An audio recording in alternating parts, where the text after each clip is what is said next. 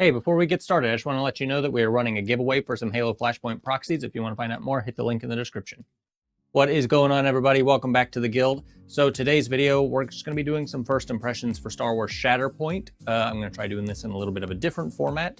Now, obviously, if you guys were here with us on yesterday's Tabletop Thursday, we played our first pseudo game of Star Wars Shatterpoint, and we played it on a 2-foot space. We didn't use the mission cards or anything. It was just me playing both sides.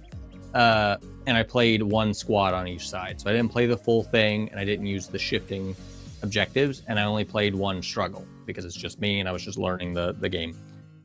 So keep all of that in mind, as some of my opinions and stuff will change once I could play a more large-scale match. This is just a first impressions as somebody who honestly was not sold on Shatterpoint in any capacity. Now, I will say after playing the first game, I think I'm absolutely changed in that opinion.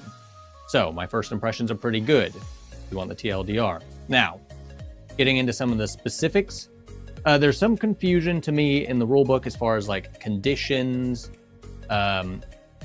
some of the interactions of having like the two-man clone trooper unit and then being like separate entities, but then part of the same entity, and the interactions that creates is a little confusing. But again, I've only played one half game, so take that with a grain of salt. The other thing that is a little confusing to me on initial playing is the combat trees. While I think the like combat skill tree is really interesting and it does make it a lot more engaging, it is a little confusing to me, just breezing through the rule book, as far as like when you're attacking somebody, do you go down the line and start over whenever you shoot them for the second time? Do you have to go from left to right completely, even if you're attacking different targets? Do you start over every attack? That's a little confusing to me. I basically just played it like I was starting fresh every single time when I was attacking, whether it was the same target or a different target. I don't really know if that was correct, but that's what I did. Same thing with condition tokens. I was resetting all condition tokens each round, which I can't imagine is the case. But just looking at the quick condition section of the rulebook, I didn't really know, so that's just how I ran with it. Something that's unique to Shatterpoint is the struggle tracker. And I think it's interesting, if not a tiny little bit convoluted on initial gameplay. It's kind of a tedious thing to try to keep track of throughout your game. But again, I was playing one person and trying to keep track of both things and objectives and all that kind of stuff. So that might just be an experience that I had. But I think it's interesting. Basically, the way that I was playing it was kind of just equal all the way up, and then the objective capturing was kind of what was making a difference. So it didn't really play that big of a role, but I could see how it could swing in one way or the other depending on what's going on. The other thing that is unique to Shatterpoint that is similar to, I think, MCP from what I understand, is the ability to be knocked down essentially and then come back in a sense. So when your character reaches its health value threshold, you just basically are kind of incapacitated, so you can't really be targeted with anything until you activate again. And then when you activate, that gets clean slated. You get like a wound token, which has some negatives. It kind of makes you a little less efficient, if you will, but it doesn't take you out of the fight. And even once you hit your wound threshold, once you've had that happen to you enough times, you still get to go one last time, and then at the end of that activation, you will get taken off the board. So there's not ever a time where like you paint a miniature and it just gets killed before you can do anything about it. So that's nice. I actually really enjoyed that. And one of the things that was off-putting to me about Shatterpoint was that everybody was talking about it's not super like kill heavy, which is true, but the act of combat and shooting and stuff still feels just as satisfying, because every time you incapacitate them, they get less effective. They can't contest objectives, stuff like that. So it's still like beneficial to you to combat people, because in my head I was like, well, what's the point of even trying to combat people if you can't really get them off the board? You just ignore them and go play the objectives. But there is still a reason to do so. And given the way that the abilities on the cards work and the interplay between the different characters and stuff, it has that nice Star Wars theming and style. It has a little bit more flavor because it could be that more specific because it's a smaller scale than something like Legion, whereas you really mainly get that flavor from like your command cards. Well, a lot of those types of effects are almost built into the character's abilities, and some of them have like an ability to use at the start of the activation for free that kind of gives that thematic feel. And I'm not gonna lie, I'm really interested in getting some of the other characters. I love the Mandalorian. If you know anything about me, I'm a 501st Legion Mandalorian, Din Djarin. So now I want to get that box set and get the Paz Vizsla box and run a whole, Mandalorian crew, because that would be interesting to me. But you also get a lot of that flavor because of that, which I really, really like. Now, I played with Ahsoka and the clones and Rex, and then I played Darth Maul, the Super Commandos, and Gar Saxon. So a little bit of that Season 7 Clone Wars style. I ignored some of it. I definitely missed some of their abilities and stuff, but I see that they're there and I see the potential of what that is. Now, something that this game does that I really appreciate that is becoming more of a common thing, thankfully for somebody like me who has not played a ton of tabletop games, is reference cards. So it's not flipping through a rule book and finding your rules.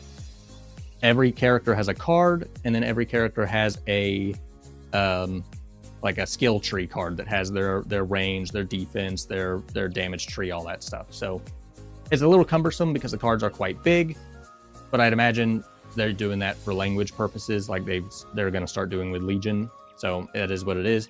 It's just a little bit hard for table space when you're going to have so many cards, but that's a nitpick. It's not that big of a deal.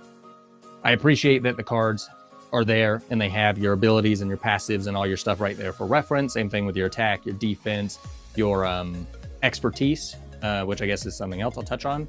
That is interesting to Shatterpoint. It's very similar to Warcrow in its switches.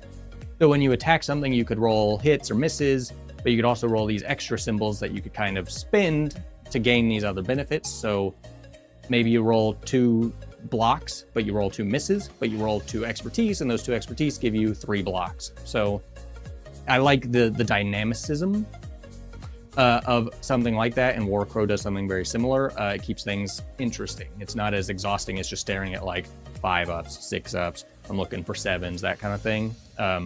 It does use unique dice, which is something else I appreciate. That's personal preference. I just enjoy having unique dice to the game. Keeps you tied into the game more. I like that stuff. Something else that is a part of this that I appreciate is a lack of a metric ton of keywords. Now, there are a few that I ignored because I didn't want to look it up, and I just played the base form. But looking at it after the fact, there's only like 6 keywords or something right now. I actually printed out a reference sheet from somebody on Reddit that they basically said that this is where we were flipping to more often than not. So I just put it together on a sheet, and oddly enough, you can kind of see them. I tag all of my books, like I'll flip through them and tag the important parts. And a lot of that same stuff is what was on this sheet. So I primarily use this reference sheet. I'll try to find it and link it below if you guys are interested, because it helps. It's got, all of your, let's see, abilities, momentum qualifiers, what actions you could take, direct effect icon, so like your shoves, your strained, your disarmed, what those conditions are, what some of the symbols are in your combat tree, stuff like that. So it was just handy to use. That's primarily what I use to play, so I appreciate that.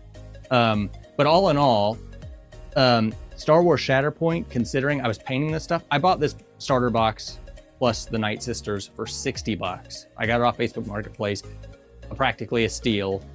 I mainly got it because I was interested when the game was announced. I wasn't sold based on what I heard, but I liked the models, so I bought them just to have the collection, essentially.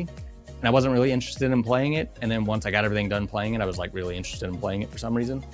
And now that I have played it, I'm really interested in playing it some more because it's far more interesting than I thought it would be, and it's a lot less off-putting than I thought it would be. So if you're on the fence about Star Wars Shatterpoint based on the things you've heard, if you like Star Wars, you like Star Wars style and flair and flavor, this might be for you.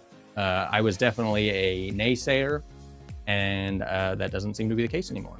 So that is going to wrap up my first impressions.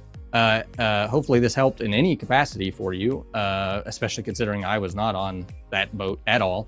Hopefully you found any of this helpful or interesting. But that's going to do it. All right. I appreciate you guys sitting through this relatively long impressions. We will be probably playing this again next Thursday, to be honest with you. If you want to join live, you can hit that sub button, hit that like button, leave a comment down below. Let me know what you think. If you have any ideas or games you want me to play, just let me know. All right. I appreciate you guys being here. I'll see you guys in the next one. Bye, guys.